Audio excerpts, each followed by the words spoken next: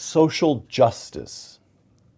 Dr. Martin Luther King in 1963, quote, I have a dream.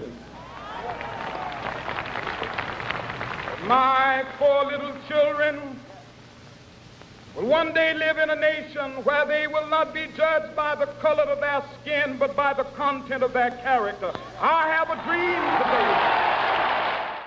And you write, Dr. King's message was equal opportunity for individuals, regardless of race.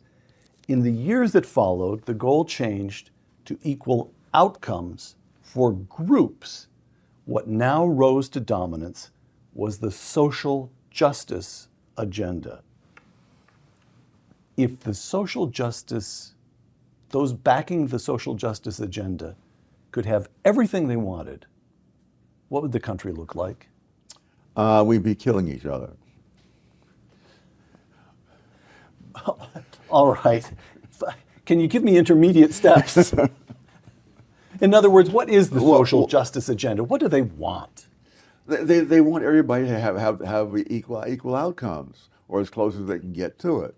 Unfortunately, you don't have the preconditions for that. Even in the same family, one of the examples I use in the book is among 5-child families. Right. The National Merit finalist is the firstborn just over half the time. That is more often than the other 4 siblings combined. Right. The fifthborn is 6% of the time. And so it was even where you have almost ideal conditions. They're born to the same parents, raised under the same roof, and they are not the same. Because all kinds of things matter, including birth order. Oh, absolutely, absolutely. All right, you take on various fallacies here. Let's take on a couple of them. The equal chances fallacy. Even in a society, I'm quoting you, social justice fallacies, even in a society with equal opportunity, people from different backgrounds do not necessarily even want to do the same things. In American sports, blacks are very overrepresented in professional basketball, whites in professional tennis, and Hispanics in Major League Baseball. Why is that telling? Because the implicit assumption, and sometimes explicit assumption, is that in a world where everything was fair, where everyone was treated fairly, you would have, things would be representative of the population demographics as a whole in all these various activities. Right. Imagine a black kid born in Harlem, and he's born with a body identical to that of Rudolf Nureyev, the great ballet dancer. There's the odds are 1,000 to 1 that he'll become a ballet dancer, much less another Rudolf Nureyev. I mean, he would be looked at strangely by all his friends in the neighborhood if he even wanted to do that. What you mean? But chances are he wouldn't even think about it. Right. So you mean to say that when you tried out for the Brooklyn Dodgers, you tried out for the pitching position in the Brooklyn Dodgers, and they didn't hire you, you were not being discriminated against? Actually, I was trying out for first base, and the real reason I messed up was that my position was center field. But in order to be a good center fielder, I need hours and hours of practice. And it was a very bad spring. I got very little practice, and so I figured at least I won't go out and make an idiot of myself in center field. So I made an idiot of myself at first base. Right. Chess pieces fallacy. The chess pieces fallacy. Explain that one. Well, Adam Smith had a very low opinion of abstract theorists who imagine that they can control a whole society with the ease with which one puts chess pieces where you want them on a chessboard. And so there's this notion of this inert mass of people down there, and then the wonderfully brilliant people at the top who ought to be telling them what to do. And there's no thought that, first of all, those at the top don't even know the people's individual conditions, who are very different from themselves. And when they try to help, they can make things disastrous. you discuss a theory of justice. This is under knowledge fallacy. Yes. A theory of justice, which is in certain circles. Every university in the country, the philosophy department, political science, you'll get it in sociology. This is the big book on social justice, written by John Rawls, philosopher at Harvard. I'm quoting you, Tom.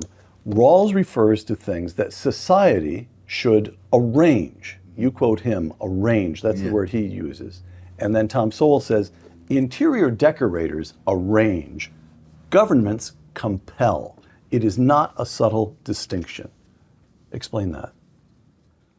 Well, if you're going to try to get some kind of result, you have to specify through what kinds of mechanism you expect to get that result. And different mechanisms, whether it's the government, the market, the Red Cross, whatever, they have their own individual things that they're good at and not so good at. And so you can't get the social justice result that you want unless you have the kind of institution that's likely to produce that result. Politics is not that kind of institution. And yet they all implicitly rely on government. Yes. Redistribution of wealth,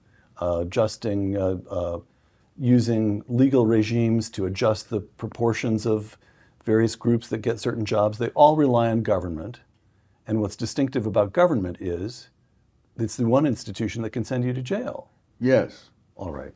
And the point is that's dangerous. We shouldn't want more government, more hands in the power of the politicians. Yeah, one of the real problems is that you have people making decisions for which they pay no price when they're wrong, no matter how high a price other people pay.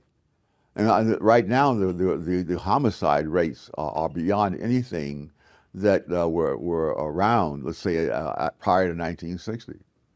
And I mentioned 1960 in this case because that's when the Supreme Court remade the criminal law. They discovered rights in the Constitution that no one had noticed for over a century. And they were impervious to evidence. So contrast your neighborhood in Harlem when you were an 8 and 9 and 10-year-old boy with what we see in neighborhoods in Chicago today. Oh my gosh. People are astonished when I tell them I grew up in Harlem. I can't remember ever hearing a gunshot. And then I've checked with my relatives who grew up in similar neighborhoods in Washington and down in North Carolina. They never heard a gunshot when they were growing up. I remember going back to Harlem some years ago to do some research at a high school. And I looked out the window and there's this park there near the high school. And I mentioned in passing that when I lived in Harlem as a kid, I would take my dog for a walk in that park, and looks of horror came over the students' faces. People have no idea how much has retrogressed over the years in the black community, and how much of what progress has been made has not been made by politicians or by charismatic leaders. One of the things that drives me crazy are people who cite trends over time without deciding where they're going to start the time period. For example, as I said, all sorts of wonderful things happened in the 1960s and beyond, and especially for the minorities and the poor and so forth. So what I did, I said, no, well, if you start the data in 1960, we don't know how much was a result of that and how much was a result of other things. That also applies in other things. So for example, one simple one, many people say, Ralph Nader wrote this book in 1965, and about the automobile safety and so on. As a result, there were laws by the government, and the death rates went down after that, which is true in itself. But the death rate went down at a far higher rate prior to his writing the book. And this was the continuation of a trend that went back another 20 or 30 years. Because car manufacturers, when it came right down to it, had very little interest in getting people killed driving their vehicles. You kill off your customers, your chances are you won't sell as many cars.